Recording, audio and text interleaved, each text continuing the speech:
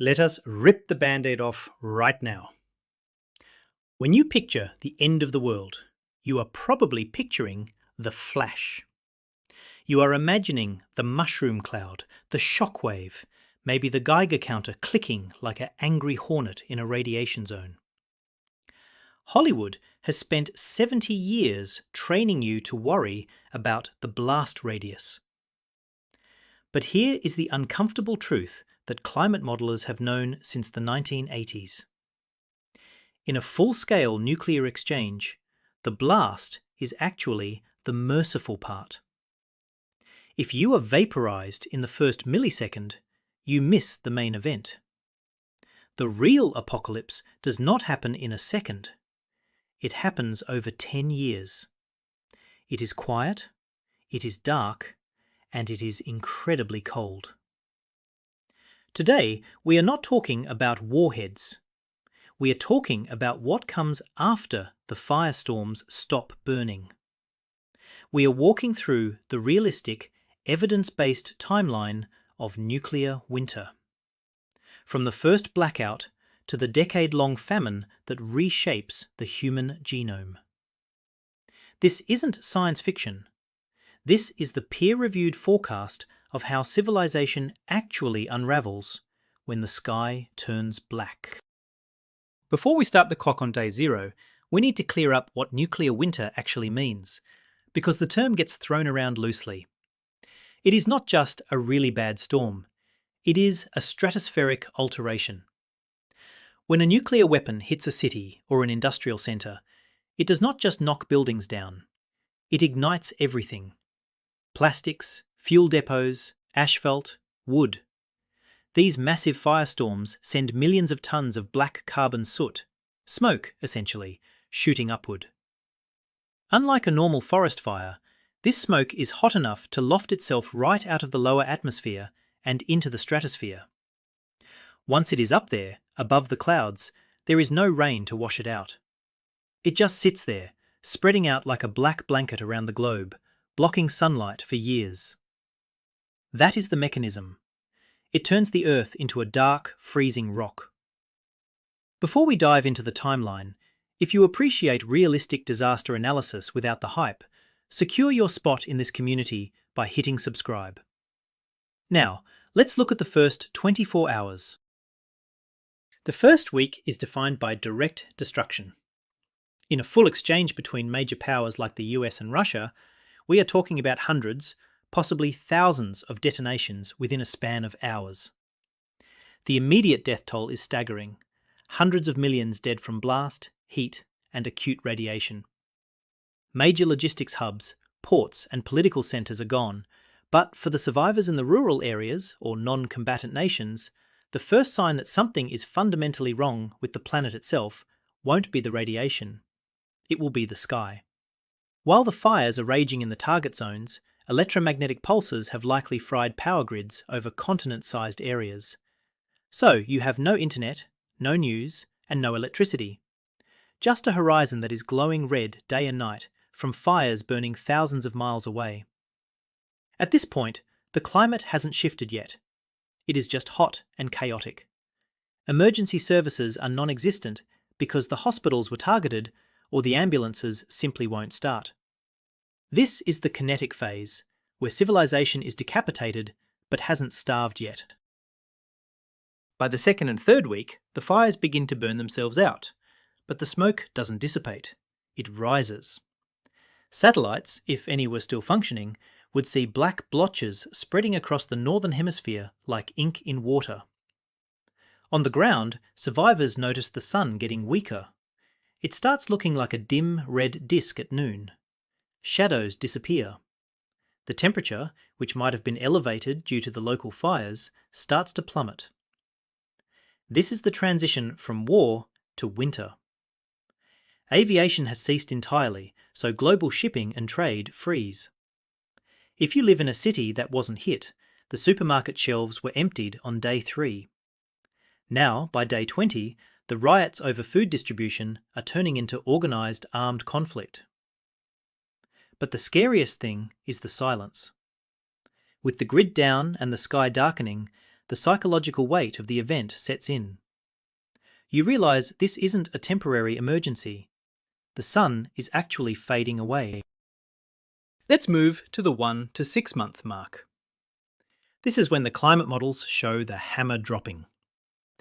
As that black carbon soot stabilizes in the stratosphere, it blocks out a significant percentage of solar radiation. We aren't talking about a cloudy day. We are talking about global average temperatures dropping by 1 to 8 degrees Celsius, depending on the scale of the war. To give you context, the last ice age was only about 5 or 6 degrees colder than today. In a severe scenario, we drop into ice age conditions in a matter of months. Inland areas away from the oceans get hit the hardest. In the American Midwest, Ukraine, or central China, temperatures could fall by 20 or 30 degrees Celsius below normal. If this happens in summer, you get hard freezes in July. If it happens in winter, you get temperatures so low that infrastructure shatters and livestock freeze to death in the fields. The concept of seasons effectively vanishes. It is just a long, grey twilight. The immediate consequence of this cooling is the total destruction of the current growing season. Crops are incredibly fragile. A single night of frost at the wrong time destroys corn or wheat. Now imagine endless freezing nights. In the first 6 months, every major breadbasket in the Northern Hemisphere fails simultaneously. The US, Russia, Europe, and China, the countries that grow the bulk of the world's calories, produce nothing. Zero. But it is not just the cold, it is the lack of light. Plants need photosynthesis. With sunlight reduced by 40, 50, or even 70% in some models, crops simply stop growing. They wither. Rainfall patterns also shift violently. The monsoons in Asia, which feed billions, might shut down entirely because the land isn't heating up enough to draw the moisture in from the ocean. So you have a combination of dark, cold, and drought. The global food supply pipeline, which operates on a just-in-time basis, runs dry. This is where we see the transition from panic to mass starvation. Here is the reality check for everyone who stocked up on 3 months of beans. A nuclear winter event does not last 3 months. By year 1, we enter the most dangerous phase for human survival, the Great Famine. The food reserves are gone, the scavenging is done. Now the world has to eat what it can grow, and the planet is refusing to cooperate. Climate models suggest that this cooling persists for years. We are looking at a year without a summer repeating 3, 4, 5 times in a row. Global caloric production crashes by 50 to 90%. Think about that math. If we produce 90% less food, that means the planet can support 90% fewer people. In a full-scale exchange scenario, studies estimate that over 5 billion people would starve to death within 2 years. This isn't from the bombs, this is purely from the inability to grow a stalk of wheat in Kansas or a bowl of rice in Vietnam. During years 1 through 3, civilization as a political entity breaks down. Governments cannot feed their armies, let alone their citizens. We see state failure on a global scale. What is left of the central governments will likely become incredibly authoritarian, hoarding whatever resources remain for the elite or the military remnants. Martial law is permanent.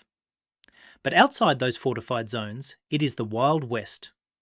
You will see mass migrations, millions of people moving south toward the equator, hoping for warmth and sunlight. This triggers secondary conflicts. If you are a country near the equator that can still grow a little bit of food, and 100 million starving refugees show up at your border, that is a war. And it is a war fought with desperation. The social contract is void. People are not working for paychecks. Money is worthless, hyperinflationary paper. They are working for calories. The economy reverts to feudalism or direct barter almost overnight. We also have to talk about the sanitation crisis. Famine never comes alone. It brings its friend, plague. With billions dead or dying, and no heavy machinery to bury them, and no sewage treatment plants running, water sources become contaminated immediately. In this cold, dark, huddled environment, immune systems are crashing due to malnutrition. Simple diseases like cholera, typhus, and dysentery, which we thought we conquered, come roaring back. Even the common flu becomes a mass killer. The medical supply chain is gone. There are no antibiotics being manufactured. If you get an infection from a scratch while scavenging, you die. This creates a feedback loop. Sick people cannot farm or work, which leads to less food and security, which leads to more sickness. By the end of year 3, the global population has likely been reduced to a fraction of its pre-war level. The survivors are those who are lucky, geographically isolated, or brutally pragmatic. Now let's look at the medium term, years 4 through 10.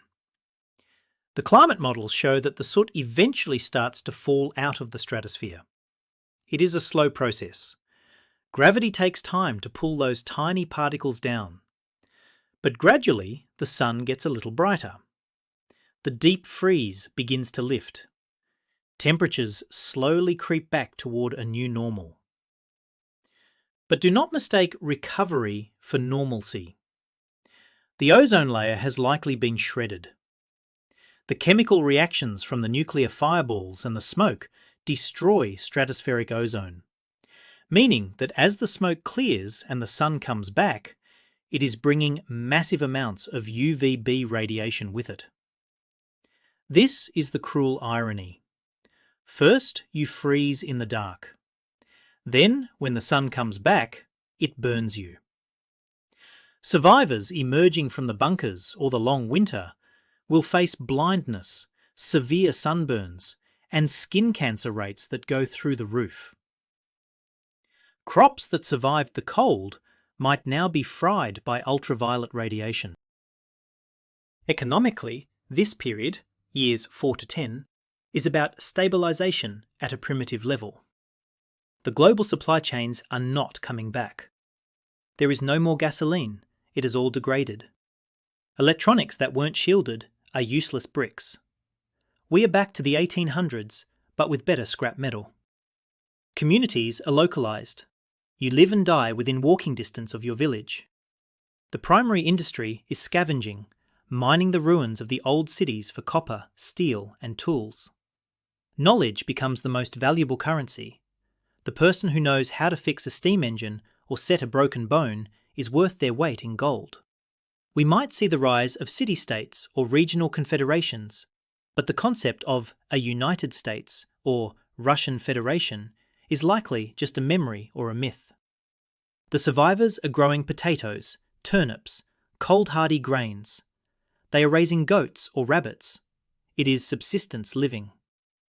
The luxury of the modern world, hot showers, internet, coffee, is the stuff of legends, told to children who will never taste them.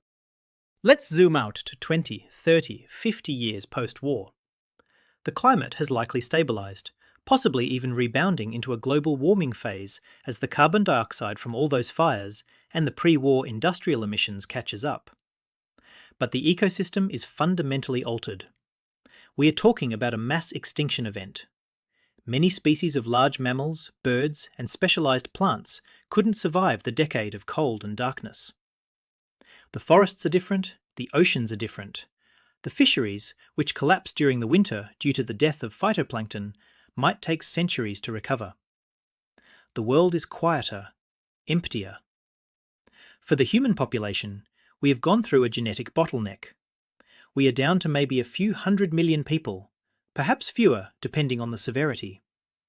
The genetic diversity is reduced. The cultural trauma is embedded in every religion and social structure. The winter becomes the defining myth of the new civilization, much like the flood is in ours. The biggest risk in the decades following the war isn't starvation anymore. It's the loss of complexity. If the experts died, the engineers, the doctors, the physicists, and the universities were burned, how do we train the next generation? We could easily slide into a new dark age where we are surrounded by technology we cannot replicate. A solar panel lasts 20 years. Once it breaks, can the village blacksmith build a new one? Probably not. So there is a slow degradation of tech. We might have electricity for a generation and then lose it for 3 centuries. The survivors have to make a choice. Do they try to rebuild the industrial colossus that destroyed the world? Or do they build something smaller, simpler, and sustainable? History suggests we will try to rebuild the colossus. But we might not have the easy fossil fuels to do it this time, since we burned all the easy-to-reach oil in the 20th century. It is important to make a distinction here, because not all nuclear wars result in the same winter. Scientists model different scenarios. Let's look at a regional war. Say, India and Pakistan drop about 100 Hiroshima-sized weapons on each other's cities. This is only less than 1% of the global arsenal. You might think the rest of the world would be fine. You'd be wrong. Even this small war puts about 5 teragrams of soot into the stratosphere. That is enough to cool the planet by about 1.5 to 2 degrees Celsius for a few years. It sounds small, but that triggers a global food crisis. Crop yields in the US and China drop by 10 to 20%. Food prices triple. Poor nations starve. We essentially get a Great Depression combined with a global famine. Civilization doesn't collapse, but it gets rocked to its core. Millions die outside the war zone. And that is the best-case scenario involving nuclear weapons. Now compare that to the full exchange. The US and Russia empty the silos. We are talking 150 teragrams of soot. This is the scenario we have been describing. Temperatures drop 8 to 10 degrees on land. Photosynthesis crashes. This is the civilization ender. The difference between a regional war and a global war is the difference between a recession with famine and the end of history. In the regional scenario, the global north might send aid. In the global scenario, there is no one left to send aid. The international community ceases to exist. It is every nation, every town for itself. The models are debated. Some say the soot won't loft as high. Some say it will be worse. But the consensus is that once you pass a certain threshold of smoke, the climate system hits a tipping point that we cannot reverse. It is a one-way ticket to the Stone Age. So, is there any way to actually prep for this? If we are talking about saving civilization, the answer is yes, but it requires government-level action. We need massive stockpiles of food, years' worth, not weeks. We need seed banks that aren't just in a vault in Norway, but distributed in every major city, specifically stocking cold-tolerant seeds like winter wheat, potatoes, and turnips. We need to figure out how to retrofit greenhouses rapidly. There is research into resilient foods, things like single-cell proteins, algae, or converting cellulose, wood and leaves, into sugar. It sounds unappetizing, but in a nuclear winter, sludge that keeps you alive is a gourmet meal. Governments need emergency protocols that assume the grid is gone and the sky is black. Right now, most disaster plans assume a localized hurricane, not a 10-year global winter. That needs to change. For you, the individual, prepping for nuclear winter is about deep resilience. A bunker is fine for the first month, but unless you have 10 years of food, you have to come out eventually. You need renewable food sources that don't need a lot of sun. Mushrooms are a good bet. Potatoes are legendary for a reason. You need a community. The lone wolf dies in the snow. You need skills: medical, mechanical, agricultural. And you need a location that isn't near a blast zone, but also isn't so remote that you freeze to death alone. The most important prep, honestly, is mental. It is the willingness to endure a world that is harder, colder, and darker than anything you have ever known. It is accepting that your standard of living is gone and finding a reason to keep going anyway. Survival is not about gear, it is about adaptability. To summarize, nuclear winter is not a singular event. It is a long emergency. It starts with fire, moves to darkness, settles into deep cold, and ends in a slow, painful starvation. It is the ultimate disruptor of human potential. The bombs break the cities, but the winter breaks the civilization. It takes a fast military catastrophe and stretches it into a decade-long struggle for biological survival. The timeline we walked through, days of chaos, months of cooling, years of famine, decades of rebuilding, is the realistic forecast based on our best atmospheric science. It is a grim picture, but looking at it squarely is the only way to understand the stakes. We are not just gambling with cities, we are gambling with the climate stability that allowed humanity to evolve in the first place. I hope this timeline gave you a clearer picture of what the day after really looks like. If you want to dive deeper into the specific mechanics of cold weather agriculture or EMP hardening, we have guides on that. But for now, I want you to leave some intel in the comments. If the sky turned black tomorrow, what is the one skill you bring to your community? Are you the medic, the mechanic, or the farmer? Let me know down below. And if you found this analysis useful, do the tactical thing. Like, subscribe, and share this with someone who thinks a basement full of canned beans is enough. Until next time, stay safe, stay prepared, and keep your eyes on the horizon. Out.